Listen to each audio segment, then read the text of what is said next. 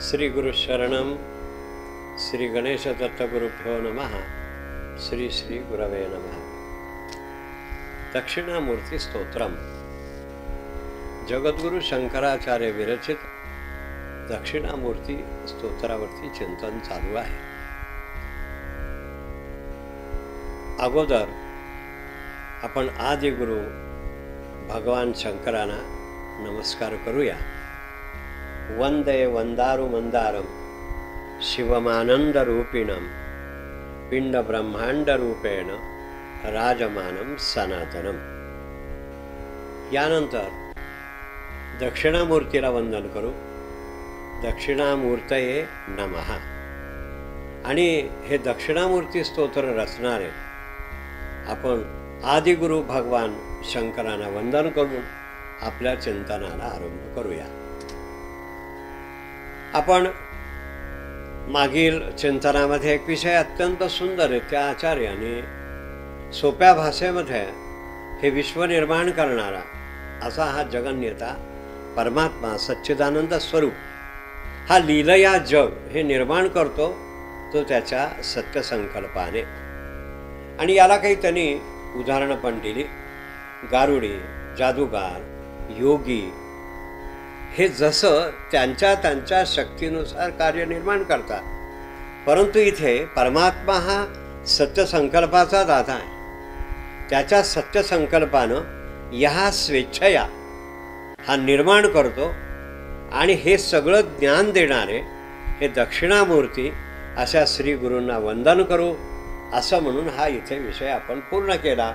आणि यानंतर पुढच्या आपण श्लोकाकडे जाणार आहोत। आता या श्लोकामध्ये जगद्गुरु शंकराचार्य पुन्हा एकदा सुंदर रीतीनं वर्णन करतात। यामध्ये नेमकं काय केलेलं आहे, वर्णन काय केलंय, एक उदाहरण त्यांनी दिलंय। उदाहरण फार सुंदर आहे। या नाना छिद्र घटोदर स्थित महादीप प्रभा भास्वरम।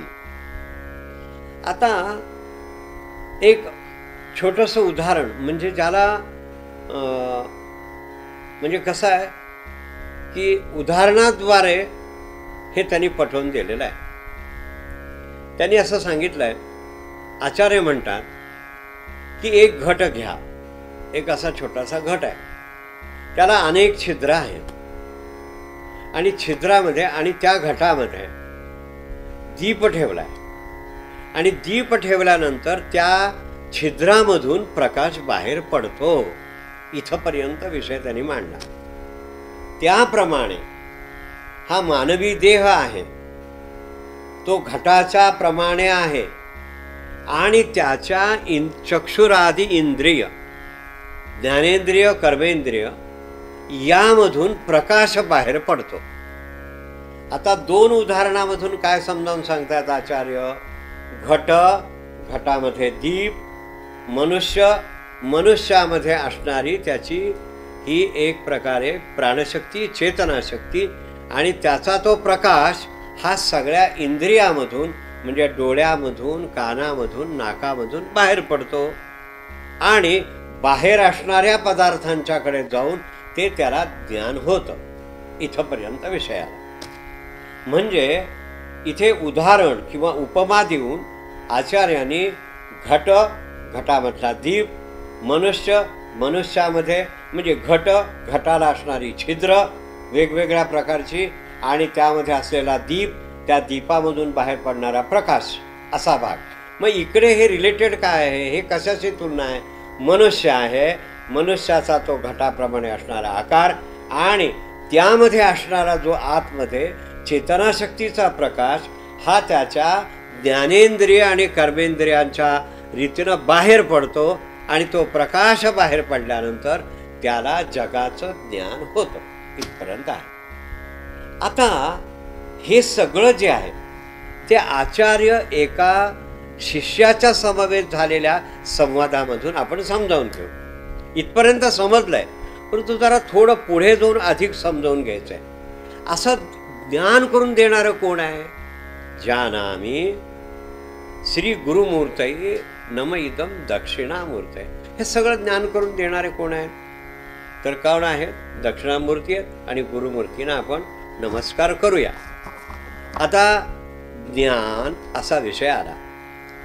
घट, दीप, मनुष्य, प्रकाश, इंद्रिय, बाहेर पडणारं आणि त्याला होणारं ज्ञान असा विषय आहे. एकदा गंमत झाली. एक उदाहरणानं आपण पटवून घेऊ. आचार्यांचं एक स्तोत्र एक श्लोकी नावाचं, त्याच्यामध्ये हा विस्तारानं भाग आलेला आहे. एके दिवशी शिष्य आले, एक सहज ग्रहस्थ आले आणि नमस्कार केला आचार्यांना. नमस्कार, या म्हणाले, बसा. मला आत्मस्वरूपाचा, आता मोठा विषय अवघड आहे की आपण उपदेश करावा. थोडक्यात मला उपदेश करावा. मी कोण आहे, मी कसा आहे हे मला कळत नाही. मी हे समजे, परी न उमजे, कोठी न मी कोण मी. सहज तो बोलून बसला. वा वा, बसा बसा. बरं, जिज्ञासा निर्माण होणं फार गरजेचं आहे. ही जिज्ञासा आजच्या काळामध्ये आवश्यक आहे. जिज्ञासा झाली रे झाली की आशीर्वाद आहे, आणि आशीर्वाद झाला की ज्ञान आहे. हा क्रम ठरलेला आहे. शरणागत ही भूमिका ही स्वीकारल्यानंतर गुरु त्याच्यावरती गुरुकृपा करतात. आता त्यांनी असा पहिला प्रश्न केला. गुरु बसलेले आहेत, आचार्य बसलेले आहेत, समोर शिष्य बसलेले आहेत. तेव्हा त्याने असं विचारलं की म्हणाले, तुला कोणता प्रकाश उपयोगाला येतो, म्हणजे तुला कोणत्या प्रकाशानं, म्हणजे कोणत्या उजेडानं, कोणत्या प्रकाशानं तुला ज्ञान होतं, हे मला तू सांग. आता तो बसलेला होता. तो सहज, आता आश्रम आहे, त्याने वर पाहिलं. तो म्हणला सूर्य आहे. उत्तर लगेच देऊन टाकलं. हा सूर्याचा प्रकाश, आणि तो सगळीकडे पडला. त्यामुळे तुम्ही दिसता, आश्रम दिसतो, मला अन्य झाडी वगैरे सगळी मिळते, बघायला मिळते, मला ज्ञान. अगदी बरोबर.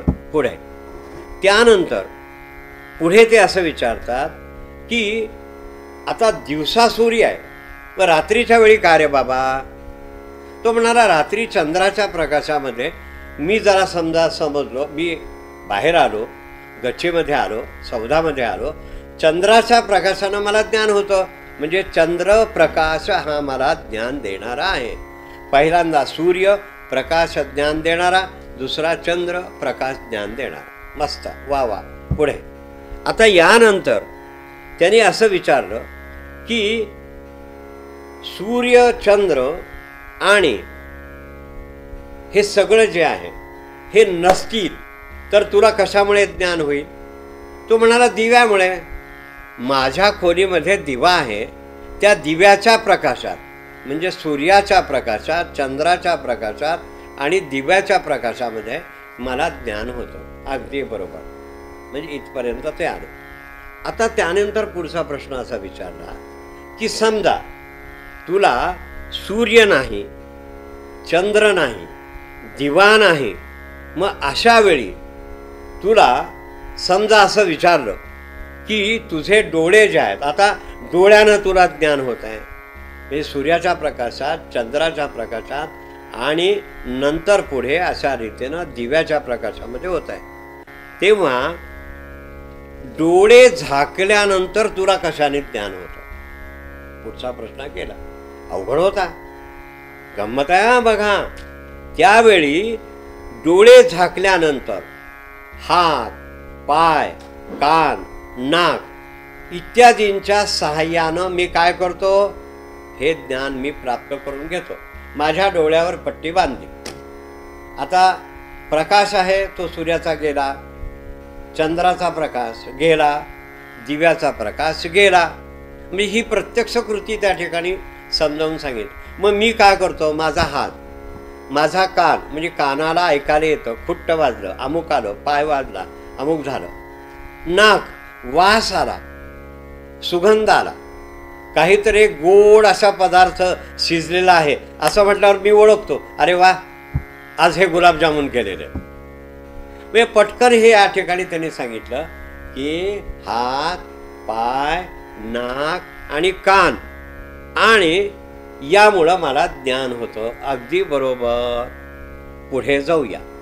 मग आचार्य त्याला असं म्हणतात की म्हणाले, एक लक्षात घे, आता तुला बांधलेलं आहे, तुझे हात, पाय, कान, नाक हे सगळे या ठिकाणी बांधलेलं आहे, आणि मग तुला कशाने ज्ञान होईल बरे, असं म्हटल्याबरोबर त्या ठिकाणी प्रश्न फार अवघड होता. पण तू तो जिज्ञासू आहे, समोर गुरु बसलेले आहेत, गुरूंनी हळूहळू त्याची एक अवस्था विशिष्ट अशा प्रकारच्या एका अवस्थेपर्यंत त्याला नेलेला असल्यामुळे त्याच ठिकाणी तो गृहस्थ म्हणतो की महाराज, मला हे बुद्धीनं ज्ञान होतं. वा, शाबास, म्हणजे तुला बुद्धी आहे हे तू मान्य केलंस, बुद्धी ही ज्ञान देणारी आहे हेही मान्य केलंस, म्हणजे बुद्धी हे बुद्धीनं ज्ञान होतं. आता पुढचा प्रश्न, बुद्धीचं ज्ञान कशामुळे होतं, बुद्धीचं ज्ञान कशामुळे होतं असा हा पुढचा प्रश्न आहे. आणि मग त्यावेळेस त्या ठिकाणी असं आचार्य म्हणतात, बुद्धीनं ज्ञान होत आहे ना, बुद्धी म्हणजे अंतःकरणामधली एक विशिष्ट अशा प्रकारचा हा प्रधान घटक मानला. बुद्धी आहे, शरीर आहे, मन आहे, बुद्धी आहे, अंतःकरण चतुष्ट आहे, म्हणजे मन हे सगळं मान्य केलेलं आहे. आणि म्हणून याकरता एक उदाहरणाद्वारे असाच एका संवादामधून, म्हणजे नवयोगी आणि प्रबुद्ध हे एक मोठे योगी आहेत. या योग्याने या संदर्भामध्ये राजा जनकाला उत्तम रीतीनं परमात्म्याचं ज्ञान कसं होईल त्यावेळेस त्याने असं समजावून सांगितलं आहे की म्हणाले, एक लक्षात घ्या की आरसा आहे, आरशावरती मळ साठलेला आहे, तो मल दूर केला, प्रतिबिंब पडायला लागलं. तसं बुद्धिरूपी दर्पणावरती मल साठलेला आहे, आणि हा मल आपल्या साधनेनं, उपासनेनं, सत्वगुणांचं संवर्धन करून, आता सात्विक, राजस आणि तामस हे 3 गुण आहेत. राजस आणि तामसानं तो अंधारलेली बुद्धी आहे, परंतु सत्वगुणांच्या संवर्धनानं हळूहळू तो एक चौकोनी असा कदाचित ती बुद्धीमधला काही अंशात्मक भाग हा स्वच्छ आहे, परंतु सात्विक गुणानं सगळी बुद्धी म्हणजे सत्व, रज आणि तम या गुणांनी अंधारलेली किंवा या मलीनं, जसं आरशावरती मल साठला, बुद्धीवरती मल साठला, जसं बुद्धीवरचा मळ हा जसा त्याप्रमाणे दूर करतो, आरशावरचा मळ आपण हाताने त्या ठिकाणी मळ दूर केला, बुद्धीवरचा मळ कसा दूर करायचा, तर याकरता ते असं सांगतात की याप्रमाणे सत्वगुणाच्या अंशामधून, साधनेमधून, उपासनेमधून अशा प्रकारानं बुद्धीवरचा जो मल आहे हा दूर होतो, आणि दूर झाल्याबरोबर चक्क त्या ठिकाणी प्रकाश पडतो, आणि हा प्रकाश म्हणजे ही प्राणशक्ती आहे. जो साधक नित्य साधनेमध्ये, जो उपासनेमध्ये रममाण आहे, त्याला त्या प्राणशक्ती म्हणजे मूलाधारामधून वर जाणारी ही जी प्राणशक्ती म्हणजे चैतन्य शक्ती, ही संपूर्ण शरीरामधून फिरत फिरत फिरत त्या ठिकाणी बुद्धीमध्ये येते, आणि बुद्धिरूपी दर्पणामध्ये प्रकाश पडतो, आणि हा प्रकाश सगळ्या इंद्रियामधून बाहेर पडून त्या पदार्थांचं ज्ञान होतं. असं ज्ञान देणारे म्हणजे कोण आहे, मग ते गुरु आहे, गुरूंच्यामुळे होतं. आता हा भाग पटला, म्हणजे आचार्याने विचारलेल्या प्रश्नाला चपकन उत्तर शिष्याने दिलं की बुद्धीमुळं होतं. म्हणजे हे सगळं जे आहे, म्हणजे सूर्य नाही, चंद्र नाही, दीप नाही, हात नाही, पाय नाही, कान नाही, अमुक नाही, तमुक नाही, पण बुद्धीनं ज्ञान झालं. म्हणजे बुद्धिरूपी या बुद्धिरूपी बुद्धीमध्ये पडलेल्या प्रकाशानं हा लख प्रकाश बाहेर पडतो आणि ज्ञान होतं. पुढचा प्रश्न फार महत्वाचा. आचार्य म्हणता, अरे म्हणाले, बुद्धीचं ज्ञान तुला कशामुळे होतं? डोळे भेटले त्याने गहिवर राक्षस. आणि मग तो म्हणतो, महाराज, या बुद्धीच्या ज्ञानाला मीच म्हणजे माझ्यातलं चैतन्य कारणीभूत आहे, दुसरं काय. बरोबर आचार्य म्हणतात अगदी बरोबर, तुझी साधना ही श्रेष्ठ आहे. म्हणजे तू कोण झालास बाळा, तूच प्रकाश झाला. तुझ्यामधली चेतना शक्ती हीच कारणीभूत झाली आणि तुला या ठिकाणी सगळं जे आहे तू प्रकाश रूप आहेस. म्हणून या ठिकाणी असं म्हणतात की एक वचनाद्वारे स्पष्ट करून अतो भवान परमकं ज्योतिही. अरे तू ज्योती झालास, तू प्रकाश झालास. ज्योतीने तेजाची आरती, तू स्वतः प्रकाश रूप आहेस हे सांगतोय. म्हणजे तुझं साधन किती सुंदर आहे. आणि मग तो म्हणाले हे तुम्हीच मला शिकवलं, तुम्हीच मला इथपर्यंत आणलंय, विविध रीतीने टप्प्याटप्प्याने मला इथं आणून मी कोण आहे. म्हणून तो म्हणतो मी चैतन्य आहे, देवरूप होऊ सगळे मीच चैतन्य आहे, हा मला अनुभव आला. आणि म्हणून आचार्य या ठिकाणी सुंदरीतेनं वर्णन करतात. जानामी ते भांतम अनुभूती एतत् समस्तं जगत. मला हे सगळं जग हे कसं आहे हे दिसायला लागतं. आणि हे ज्ञान देणारे गुरुमूर्ती आणि दक्षिणामूर्ती आहेत.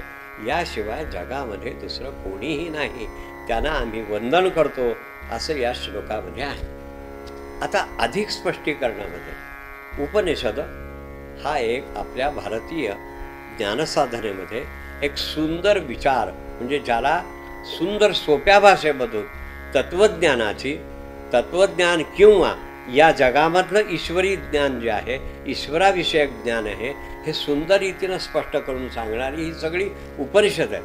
10 उपनिषद आहेत. कोणी आणि त्याची संख्या वेगवेगळ्या प्रकारची सांगतात. ईशावास्यमिदं सर्व हे पहिलं उपनिषद आहे. पण केनोपनिषदामध्ये हा सुंदर रीतीनं विचार या ठिकाणी किती सुंदर, याला अत्यंत सुंदर रीतीनं विचार मांडलेला, याला पोषक आहे. आणि म्हणून त्या गुरुशिष्य संवादामध्ये एक सुंदर विचार असा मांडला. मगाशी आपण हे पटवून घेतलं. पण यामध्ये या उपनिषदामध्ये, उपनिषद म्हणजे कोण, उपनिषद म्हणजे काय, उप नि आणि सद. सद्गुरूंच्या जवळ जाणं, त्यांच्याजवळ बसणं, त्यांना प्रश्न विचारणं आणि आत्मज्ञान करून घेणं, स्वतःच्या विषयीची जागृती करून घेणं, याला उपनिषद म्हणतात. आणि तत्वज्ञान हे अत्यंत परिप्रश्नेन सेवया, प्रश्न आणि उत्तरांच्या माध्यमामधून हा उपनिषदांचा गोष्टीरूप असणारा प्रवास फार सुंदर रीतीनं आहे, फार सुंदर आहे. अनेक उदाहरणाद्वारे, अनेक गोष्टींच्या आधारानं ही उपनिषद या सर्व ऋषीमुनींनी अत्यंत सुंदररित्या मांडलेल्या. त्या केनोपनिषदामध्ये एक विचार असा मांडला, केन, त्याचं नावच आहे केन. हे कोणी केलं, जग कोणी निर्माण केलं, जगाचा कर्ता कोण आहे, त्याचं सर्वश्रेष्ठत्व काय आहे, कशा करता हे केलं, का त्याला वेळ उगीच पाहिजे होता म्हणून केलं. म्हणून असे अनेक प्रश्न ज्याच्यामध्ये विचारलेले आहेत ते केनोपनिषद. आणि म्हणून इथे आचार्य आणि गुरूंच्या मधून गुरु शिष्याने असा प्रश्न विचारला, केनेशितम पतती प्रेषितम मनः. आता हे सगळं काही फार स्पष्टीकरण त्याचं पाहायचं नाही आहे. परंतु त्या ठिकाणी त्याने असं विचारलं की म्हणाले कान आहेत, नाक आहे, डोळे आहेत.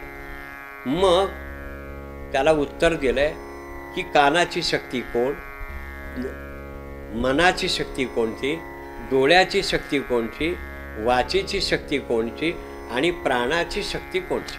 बघा काय काय विचारलंय की श्रोत्रस्य, आता कानाची शक्ती कोणची, त्यानंतर पुढे डोळ्याची शक्ती कोणची, 3 मनाची शक्ती कोणची, वाचीची शक्ती कोणची आणि प्राणाची शक्ती कोणची. या 5 जणांचा हा प्रश्न आहे. त्यावर गुरु सांगतात, आता गुरु सुद्धा गमतीनं सांगतात की बाळा म्हणाले एक लक्षात घे, कानाचा कान उत्तर देऊन टाकलं. कानाची शक्ती कान, डोळ्याची शक्ती डोळा, मनाची शक्ती मन, वाणीची शक्ती वाणी आणि प्राणाची शक्ती प्राण. शिष्य म्हणाला मला काही कळलं नाही. अहो म्हणाले मी जे उच्चारतो तेच आहे असं म्हणाला नाही बरं का, पण याचं स्पष्टीकरण उपनिषदकाराने फार सुंदर रीतीनं सांगितलंय. अरे कानाची शक्ती वेगळी कशी असू शकेल? कानाची शक्ती, कान म्हणजे कानामध्ये असलेली चेतना शक्ती ही कानच आहे. डोळ्याची शक्ती, डोळ्यामध्ये असलेलं चैतन्य तेच आहे की डोळाच आहे. प्राणाचा प्राणच आहे. वाणीची वाणीच शक्ती आहे. आणि म्हणजे कानाची शक्ती कान म्हणजे कान हीच चेतना शक्ती. डोळ्यामधली असलेली चेतना शक्ती डोळाच आहे. मनाचंही मन म्हणजे चेतना शक्ती मनच आहे. वाचेची शक्ती वाणी म्हणजेच ही चेतना शक्ती आहे. आणि प्राणांचा आहे प्राण माझा असा जो आहे तो प्राणशक्ती, ईश्वरशक्ती, चैतन्य शक्ती तीच श्रेष्ठ आहे असं सांगून हा विषय पूर्ण केला. शिष्य त्यावेळेस म्हणतो की मला हा विषय समजला. म्हणून हा विषय आपण समजावून घेतला उपनिषदांच्या आधाराने. मूळ पुन्हा दक्षिणामूर्ती स्तोत्राकडे येऊया आणि याप्रमाणे आचार्य आणि शिष्याच्या संवादामधून जसं आपण समजावून घेतलं म्हणून याकरता आत्मचैतन्य ही प्राणशक्ती ही सर्वव्यापी आहे, सर्वत्र आहे. म्हणून पिंडी ते ब्रह्मांड सर्वत्र असणारी ही प्राणशक्ती अंतःकरणाच्या मध्ये असणारे अशा रीतीनं सर्वत्र असणारी ही शक्ती आहे. त्या चैतन्य शक्तीला सर्वत्र भरून राहिली आहे. ती कुठे आहे? सर्वत्र आहे. म्हणून जीव, जगत आणि जगदीश असा हा क्रम आहे. यामध्ये सगळं भरून राहिलेलं आहे. जीव वेगळा नाही आहे या परमात्म्यापासून. म्हणून सोहम हंसः अहम ब्रह्मास्मी तत्वमसी ते तू आहेस. म्हणजे कोण आहे? तर सर्वश्रेष्ठत्व जे आहे हे सगळं प्राणशक्ती आहे. आणि ही प्राणशक्ती आपल्या मूलाधारामध्ये असते आणि मूलाधारामधून ती हळूहळू शक्ती गुरूंच्या कृपेनं तिचा प्रवास आपण पाहिलेला आहे. त्या अशा रीतीनं ती वेगवेगळ्या रीतीनं वर जाते आणि वर गेल्यानंतर अशा रीतीनं सर्वत्र शरीरामध्ये जसा संचार होतो आणि ही प्राणशक्ती शरीराला व्यापून राहते. व्यापून असणारी ही प्राणशक्ती चेतनाशक्ती तिला आपण या ठिकाणी वंदन करूया. आणि म्हणून आचार्य या ठिकाणी म्हणतात की हे ज्ञान देणारे हे गुरुमूर्ती म्हणजेच दक्षिणामूर्ती आहेत. यांना आपण वर्णन करू 2 उदाहरणांच्या आधाराने. एक घटाच्या उदाहरणाद्वारे गुरुशिष्य संवादानामधून आणि उपनिषदामधून हा आपण अर्थ समजावून घेतलेला आहे. प्रकाश रूप परमात्मा साधक जो आहे, जो उपासक श्रेष्ठ आहे, त्याला साधनेमध्ये एक वेळ अशी येते की शरीर मी नाही, मन मी नाही, बुद्धी मी नाही, परंतु मी लख प्रकाश पडतो. किती वेळ? निमिष असं म्हणतंय. डोळ्याची पापणी लवते न लवते त्याला ब्लिस एवढ्या वेळपर्यंत तो प्रकाश राहतो. परंतु तो प्रकाश हे त्याला एक प्रकारची विशिष्ट चेतनाशक्ती मिळते आणि तो त्या ठिकाणी अत्यंत परिपूर्ण, अरे वा आज मला खूप आनंद मिळाला. त्याला विचारलं अरे आज काय झालं साधनेमध्ये? उपासना नाही म्हणा, काही सांगता येत नाही असं तो म्हणतो.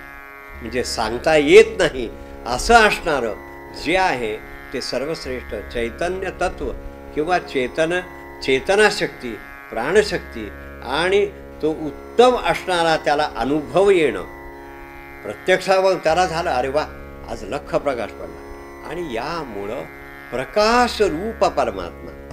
आणि मगाशी अजून एक वेगवेगळ्या रीतीने जसं सांगितलं तसं प्रबुद्ध हे नवयोगी त्या राजाला सांगतात की या जगामध्ये प्रकाश रूप परमात्मा आहे. प्रकाश रूप परमात्मा. प्रकाश नसेल तर काय? अंधार आहे ना. म्हणून अज्ञानतिमिरांधस्य ज्ञानांजनशलाकया चक्षुरुन्मीलितं येन तस्मै श्री गुरवे नमः.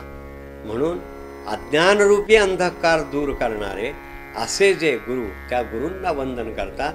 आणि आचार्य या ठिकाणी गुरुमूर्ती म्हणजे दक्षिणामूर्ती म्हणजे ज्यांचं ध्यान सुंदर आहे किंवा जे ज्ञान देणारे असे आदिगुरु भगवान शंकरांना या श्लोकाच्या आधारानं पुन्हा वर्णन करतात की जो प्रकाश रूप आहे, म्हणून त्याला आपण प्रार्थना करूया की चंद्रशेखर चंद्रशेखर चंद्रशेखर पाहि मा, चंद्रशेखर चंद्रशेखर चंद्रशेखर रक्ष मा. आमचं रक्षण करा, आम्हाला ज्ञान देणारे तुम्हीच आहात, दुसरं कोण आहे? दुसरं कोणी नाही. म्हणून गुरुमूर्ती दक्षिणामूर्तीला अभिवादन. आज आपण इथेच थांबूया. यानंतर पुढच्या आपल्या या चिंतनाच्या भागाकडे जाऊ. श्री गुरुदेव दत्त.